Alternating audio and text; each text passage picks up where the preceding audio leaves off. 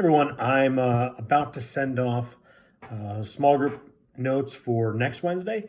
And we've been talking about the Lord's Supper, and we still are for one more week. So just wanted to just put a couple of the questions in front of you so that you're ready as you talk about them. One of the questions that I'll be asking in their small questions is about, do you see yourself as a little bit sinful or as a lot sinful? Hoping, trusting that it's a lot sinful. One of the kind of negatives, if you see yourself as just a little bit sinful, is you don't see yourself as needing God's grace. But when you see yourself as very sinful, like, yeah, you see yourself as needing God's grace.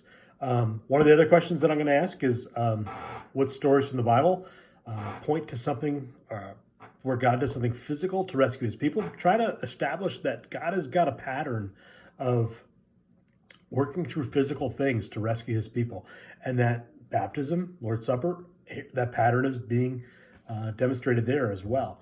One of the other questions that I'm asking is about why does God, or why is the people told to put blood on their homes? So hopefully you know that story from Exodus. We're going to be talking about that as it relates to the Lord's Supper.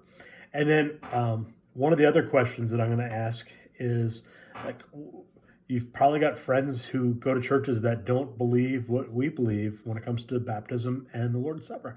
How do we interact with people who aren't on the same page as us? And there's probably multiple answers to that question, but there's two that I'll put in front of you. One would be, like, know what you believe when it comes to the Lord's Supper, when it comes to baptism. That would be really important. And two would be humility. So I'll throw those out as just kind of get you thinking about what we're talking about. Take a look at the small group questions.